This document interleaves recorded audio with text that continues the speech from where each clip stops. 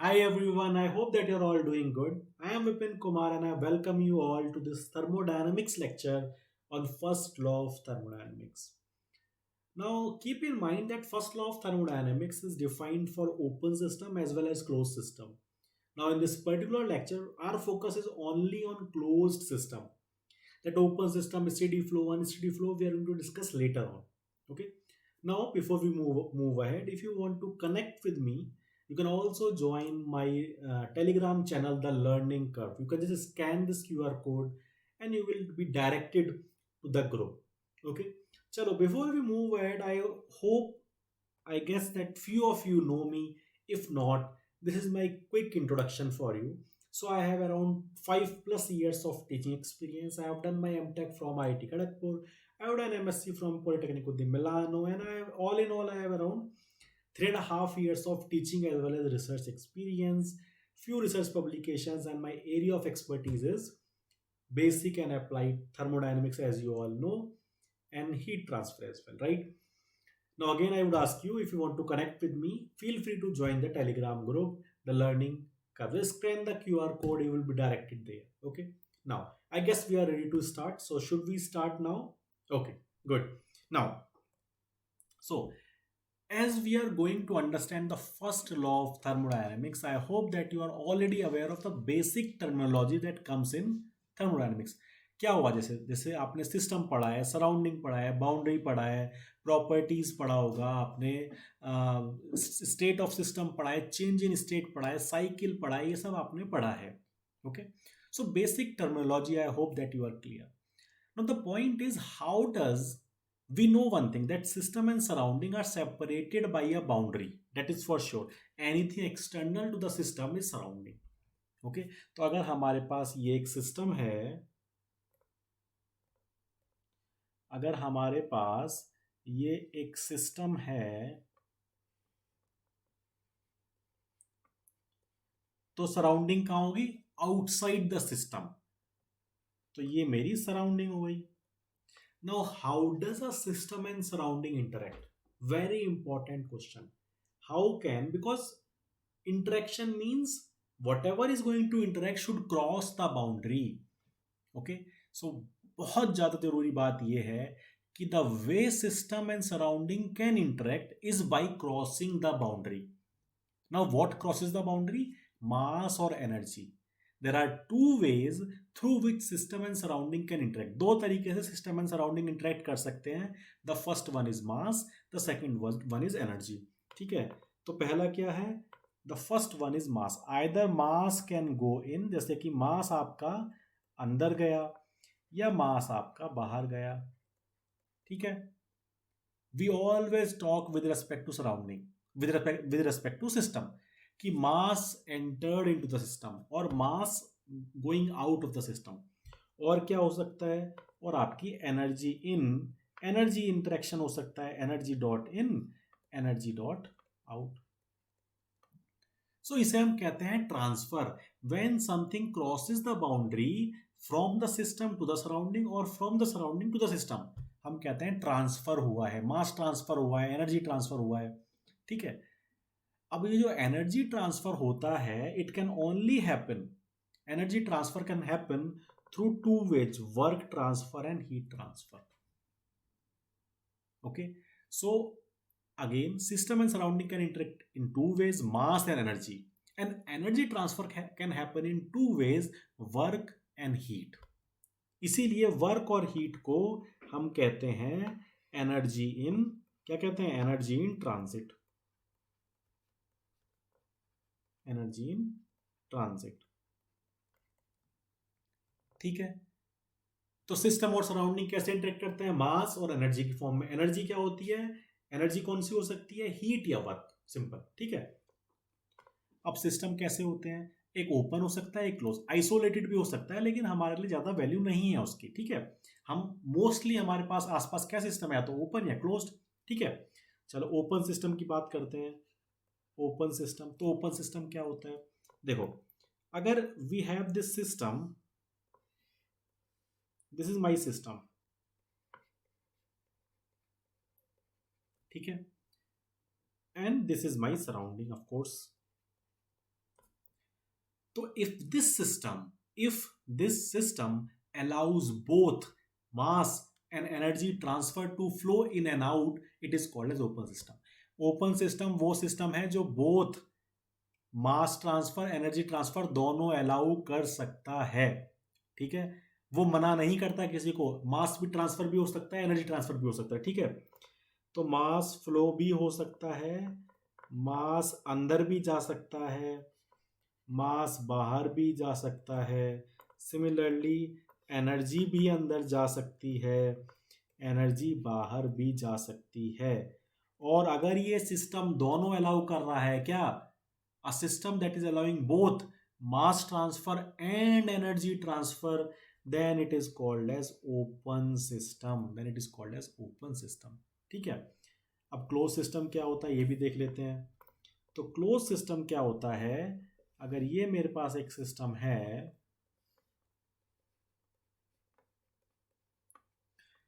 ये system mass transfer allow नहीं करेगा, ये सिस्टम मास ट्रांसफर अलाउ, मास को अंदर नहीं आने देगा, तो मास डॉट एम डॉट इन 0 हो जाएगा, ना तो अंदर आ सकता मास, ना बाहर जा सकता।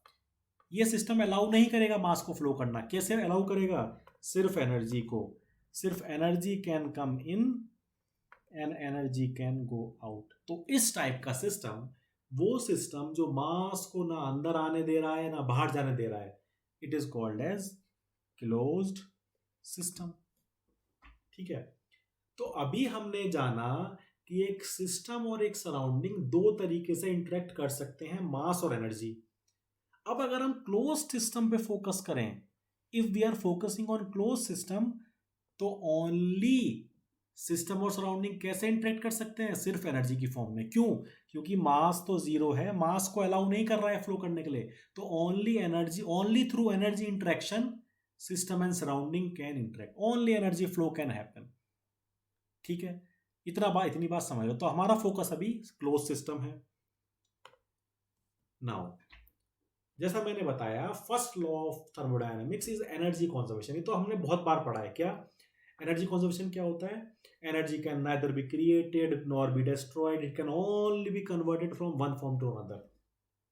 ये एनर्जी, आप एनर्जी नहीं बना सकते, ये हमारा फर्स्ट लॉ है। तो अगर मेरे पास ये सिस्टम है, इस सिस्टम को मैं जितनी भी एनर्जी दूंगा, energy in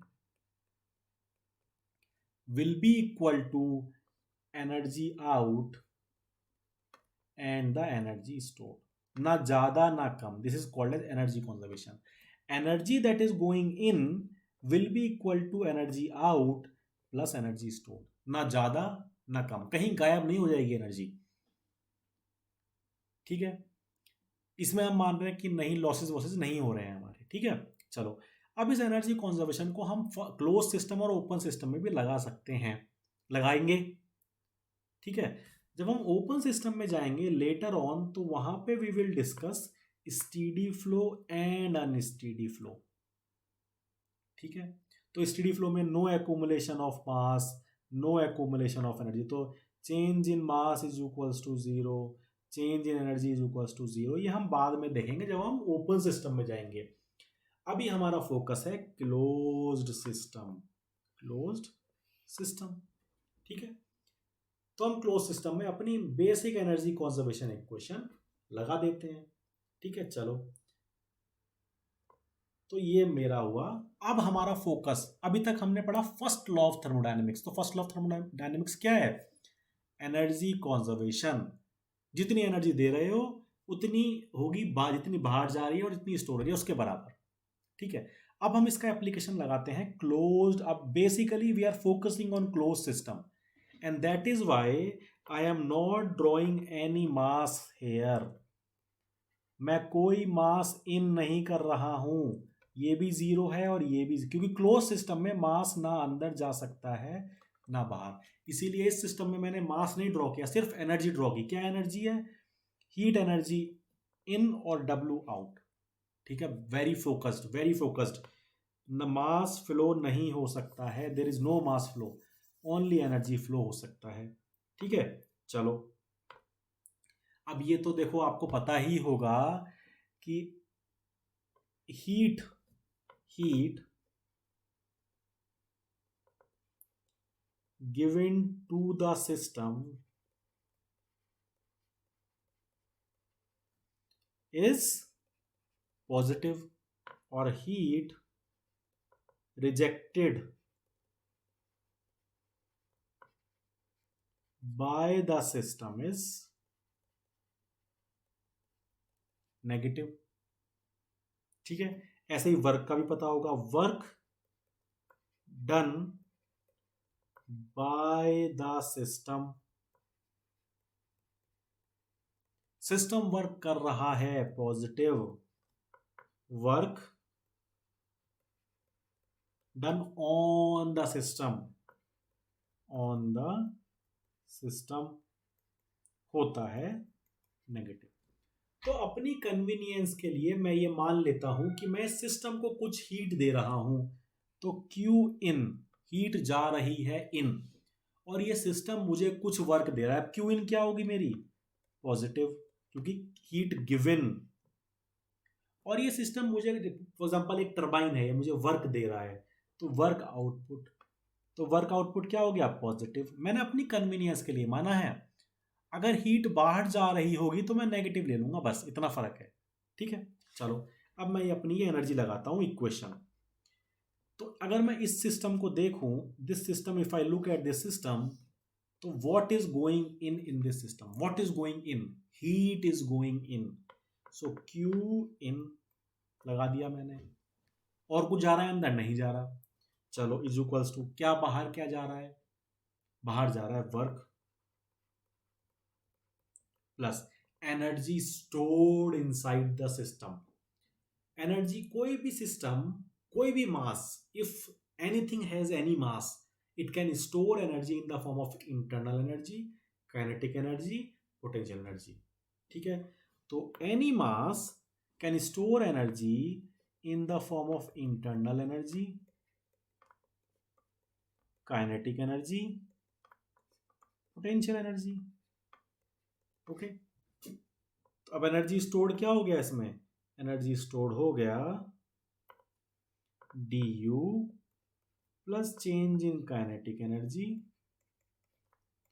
plus change in potential energy. ठीक है, तो इसे डिफरेंशियल फॉर्म में मैं लिख सकता हूं, dq is equals to dw plus du plus half m v2 square minus v1 square plus mg z2 minus z1। इसकी यूनिट्स क्या होंगी, जूल। ठीक है, तो ये मेरा बेसिक इक्वेशन है, first law of thermodynamics for a closed system, basic equation. तो इसी को अगर मैं यहां लिख लूं, dq is equals to dw plus du plus half m v2 square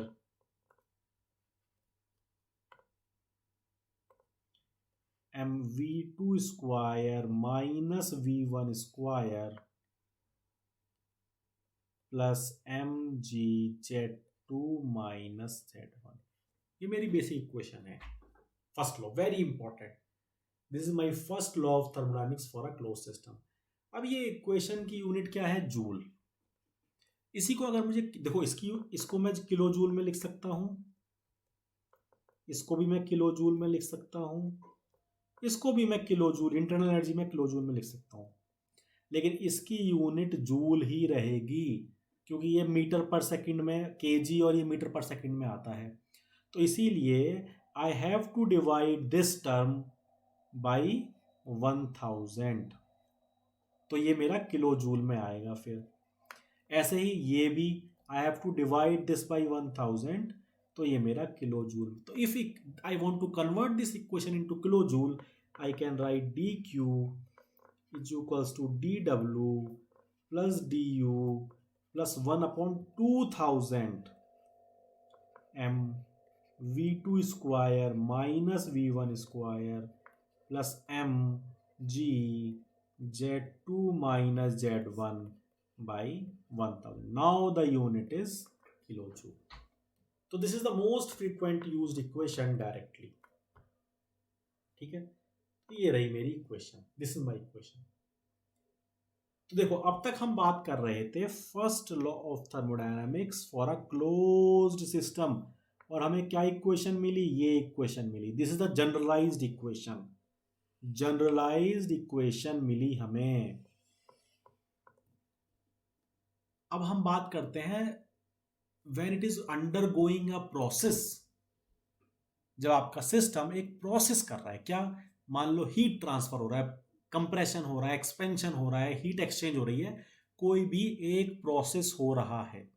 ठीक है, अब ये देखो कि दिस इक्वेशन, ये आपकी जनरल इक्वेशन हो गई. First law of thermodynamics for a closed system आपकी इक्वेशन हो गई. Now for most of the thermodynamic applications, change in kinetic energy and potential energy are neglected. क्यों, सिस्टम कहीं मूव तो कर नहीं रहा है और प्लेन ऑफ रेफरेंस भी आपका सेम है. तो Z2 is equals to Z1 हो गया और V2 is equals to V1 हो गया. तो आपकी ये दोनों टर्म कैंसिल हो जाती हैं. तो बचता क्या है आपके पास, ये equation. And finally this is very very important equation because this is your heat transfer. एक प्रोसेस में कितनी हीट ट्रांसफर हो रही है, this is your change in internal energy and this is your work transfer. And this equation is called as first law of thermodynamics for a process. First law of thermodynamics for a process for closed system. Very important. अभी हम close system की ही बात कर रहे हैं. तो एक process में आपको ये इक्वेशन लगानी है. कैसा प्रोसेस, जैसे आपका ये पीवी डायग्राम है, आप यहां से 1 से 2 पे जा रहे हो ऐसे. ठीक है, अब इस प्रोसेस में मान लो आपने इसे कुछ हीट दी, हीट ट्रांसफर किया और कुछ वर्क ट्रांसफर हुआ. ठीक है, मान लो आपने 50 यूनिट्स 50 किलो जूल हीट दी और इस सिस्टम ने आपको 30 किलो जूल वर्क दिया. तो बाकी 20 कहाँ गया, it is stored in the form of internal energy. तो आपका डेल्टा यू हो गया 20 किलो जूल. तो this equation is only applied for a process. एक प्रोसेस, जब आप 1 से 2 जा रहे हो या आप 2 से 3 जा रहे हो या आप 3 से 4 जा रहे हो, आप कहीं भी जा रहे हो, एक प्रोसेस में you can apply this. Okay, तो when a system undergoes a process, both heat transfer and work transfer are involve. Heat transfer भी होगा, वर्क ट्रांसफर भी होगा. नेट एनर्जी एक्सचेंज जो होगा वो होगा चेंज इन इंटरनल एनर्जी. ठीक है, जैसे मैंने ये बताया कि 50 किलो जूल आप दे रहे हो, 20 किलो जूल वर्क मिला आपको, तो बाकी 30 मिला आपको, 20 कहाँ गया, 20 कहाँ गया, स्टोर्ड एज इंटरनल एनर्जी. ठीक है, तो stored energy is named as internal energy और energy of the system. Very important, this equation is very important. And mark my word, what is this, first law of thermodynamics. किसके लिए, closed system के लिए. और किसके लिए, जब close system undergoing a process, तब आप इसे यूज करोगे. तो ये तो ही बात प्रोसेस की. अब आगे बढ़ जाओ. अब हम बात करते हैं same first law of thermodynamics for a closed system undergoing a cycle. अब हम एक साइकिल की बात करते हैं. साइकिल का मतलब क्या है, साइकिल का मतलब ये है कि आप यहां से शुरू हुए 1 से आप 2 पे गए, 2 से आप 3 पे गए, 3 से आप 4 पे गए और 4 से आप 1 पे वापस आ गए.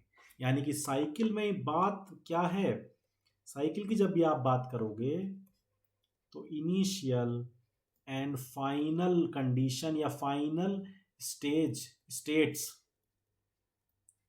आर आइडेंटिकल और सेम. यानी कि जहां से आप शुरू करोगे वहीं आना है, आपको वहीं आना है. और जब हम बेसिक कॉन्सेप्ट जब हम पढ़ते हैं तो हमने क्या पढ़ा था प्रॉपर्टीज के बारे में। प्रॉपर्टी क्या होती है? Properties they are point function, point function.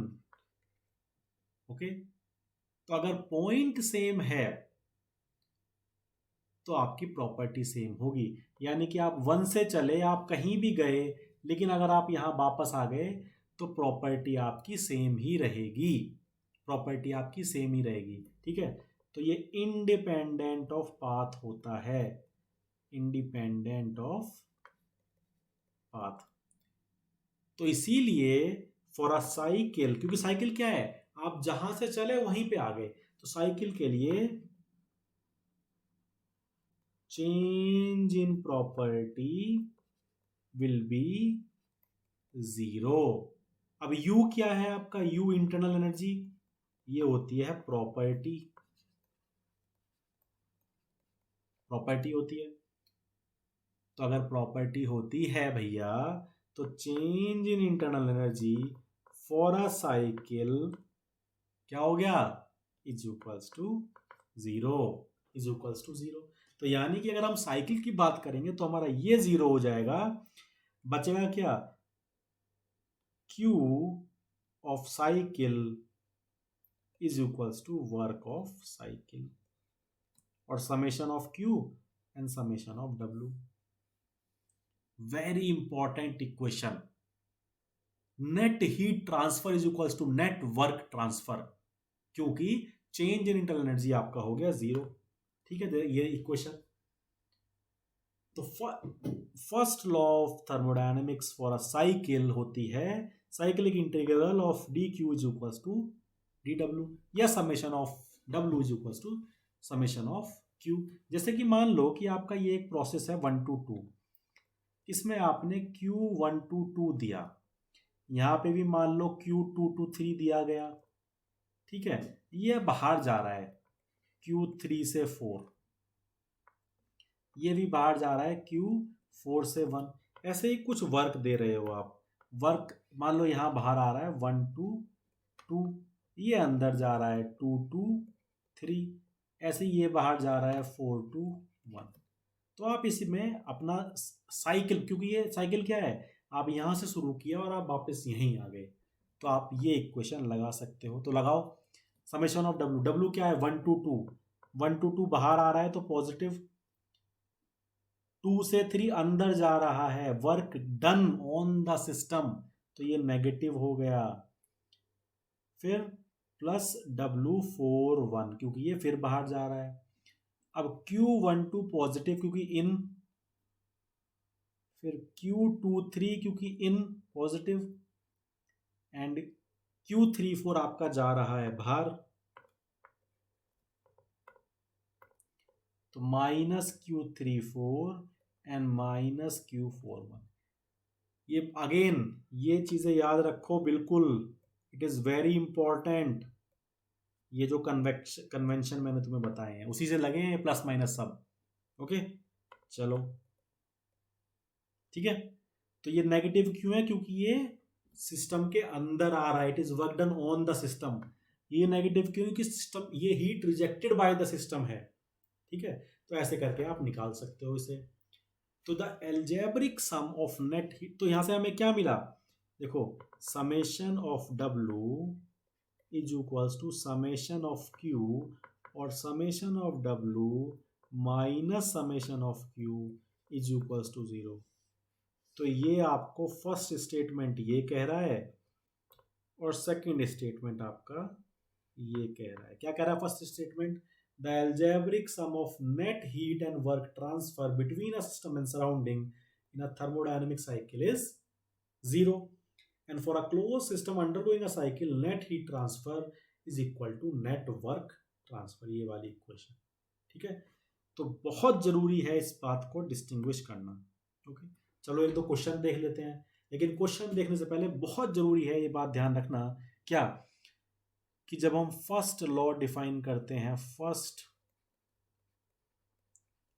Law of thermodynamics, किस चीज के लिए? क्लोज्ड सिस्टम के लिए, क्लोज्ड सिस्टम के लिए। ठीक है। तो हम प्रोसेस, पहले प्रोसेस के लिए क्या होता है, प्रोसेस के लिए होता है D Q is equals to D U plus D W. और साइकिल के लिए क्या होता है, साइकिल के लिए होता है summation of D Q is equals to summation of D W, क्योंकि डी हो जाता है जीरो। ठीक है। चलो अब ये क्वेश्चन फटाफट देख लो। Consider the below diagram of heat transfer and work transfer for a system, what will be the first law equation for the below system.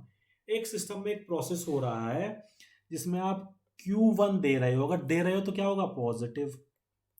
Q2 बाहर जा रहा है तो heat rejected by the system क्या होगा, नेगेटिव। अब W1 inside यानी कि work given to the system, ये क्या होगा, नेगेटिव। W2 बाहर जा रहा है, it is work done by the system, positive. W3 क्या होगा, work done by the system, positive. तो इसी को लिख लो, क्या है आपकी question, Q D Q is equals to D E और D U plus D W. तो डी क्यू क्या है भाई, आपका Q1 तो पॉजिटिव है लेकिन Q2 नेगेटिव है, इज इक्वल्स टू डी ऐसा हो गया।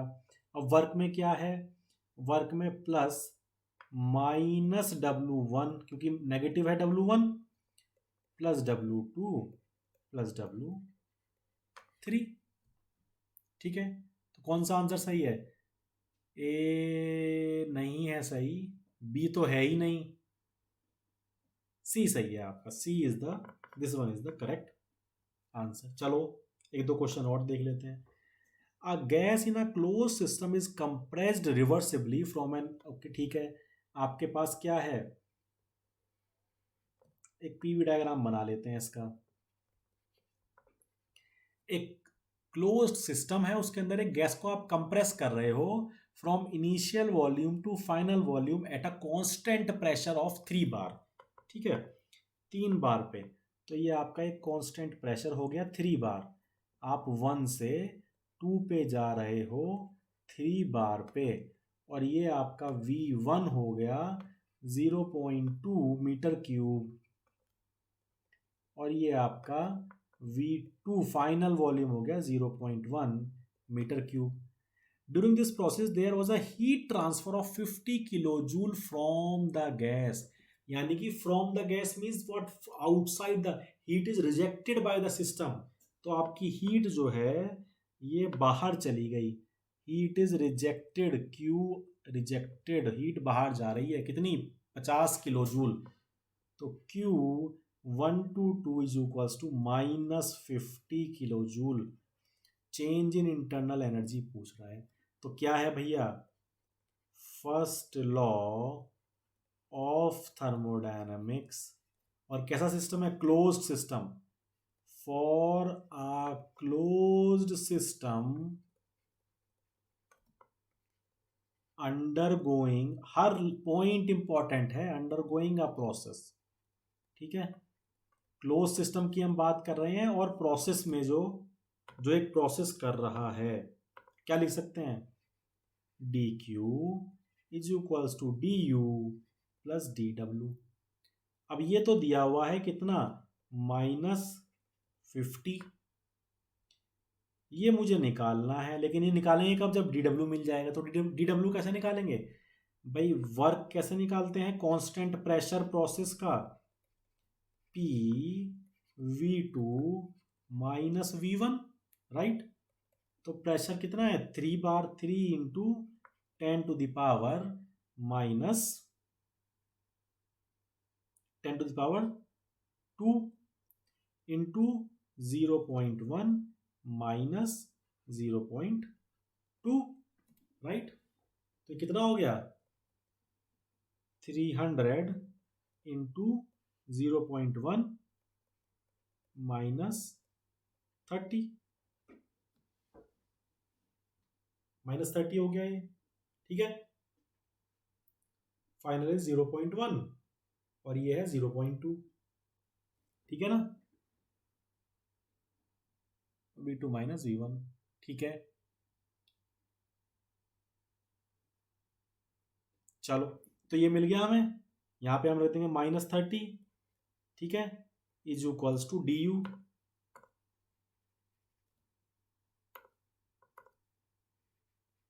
डी यू, तो डी यू कितना आ गया आपका, D U is equals to -50 +30, यानी कि ये हो गया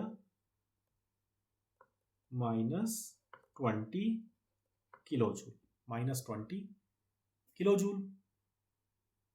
ठीक है, तो -20 kilo joule is the answer. Clear, एक बार देख लेते हैं हमने ठीक किया है सब।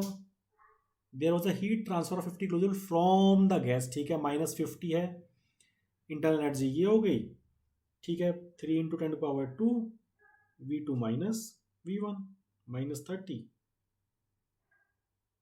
क्लियर, चलो नेक्स्ट क्वेश्चन देख लेते हैं एक बार।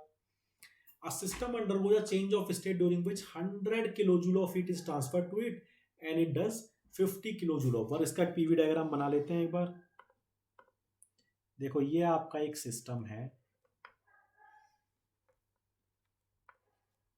ये जो है पॉइंट 1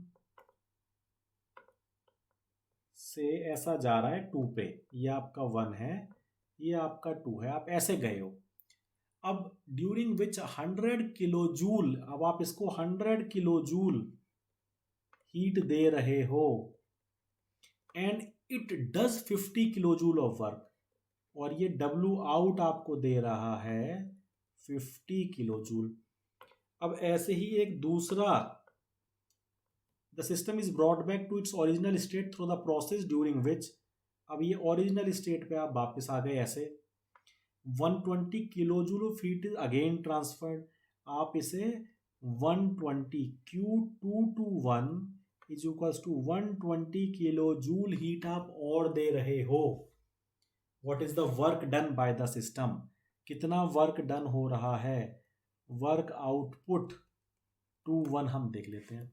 तो ये है क्या, देखो आप 1 से शुरू किया था, 1 पे वापस आ गए, तो ये है क्या, first law of thermodynamics for a closed system undergoing a cycle. Cycle मतलब summation of Q is equals to summation of W। तो ये क्या हो जाएगा, Q122 + Q221 is equals to W122 + W221। तो ये आपका 100 हो गया, ये 120 हो गया, ये 50 हो गया, ये वर्क आउटपुट हो गया। तो ये 220 - 50 is equals to work output, तो वर्क आउटपुट आपका हो गया 170 kilo joule. This is the right answer. Clear, चलो एक लास्ट क्वेश्चन और देख लेते हैं। For the paths as shown in figure, one reversible, एक रिवर्सिबल है एक इरिवर्सिबल है, to change the state of the system from A to B. तो हम क्या कर रहे हैं, हमें ए से बी चेंज करना है स्टेट, हमें ए से बी तक जाना है। अब एक बार तो हम ले रहे हैं रिवर्सिबल पाथ, एक बार हम ले रहे हैं इरिवर्सिबल पाथ। ऑप्शन कह रहा है delta U Q and W are same, delta U is same, Q and W are same. बिल्कुल क्लियर आपको पता होना चाहिए कि प्रॉपर्टीज, अगर प्रॉपर्टी है तो वो इंडिपेंडेंट ऑफ पाथ है, इंडिपेंडेंट ऑफ पाथ होगी। अगर पाथ फंक्शन है, अगर प्रॉपर्टी नहीं है तो वो डिपेंड करेगी पाथ पे, डिपेंड करेगी, डिपेंडेंट ऑफ पाथ। तो प्रॉपर्टी क्या है आपका, internal energy U is property. तो वो आपका पाथ पे डिपेंड नहीं करेगा। आप अगर A से B जा रहे हो, आप कैसे भी जाओ, कहीं से भी जाओ, change in property will remain same. लेकिन ये आपके Q और W will depend on path, it will depend on path. तो ये तो आपका सेम रहेगा, ये आपके डिफरेंट रहेंगे। तो पहला तो ऑप्शन गलत हो गया, they are not same. Delta U is same, yes. Path आप कोई सा ले लो, अगर A से B पे आपको जाना है तो change in U will remain same. Q W are same, no they are not same. delta u q are different. Delta q is same, delta u is same, q will be different. Yes, so this is not correct again. Okay, because this is wrong. The only option that is correct is this one. Okay, so I hope that you got some idea about what kind of questions could be asked. Other, but mind you that first law of thermodynamics is the longest topic in thermodynamics. It takes a lot of time. It takes around 4 or 5 lectures to cover just first law.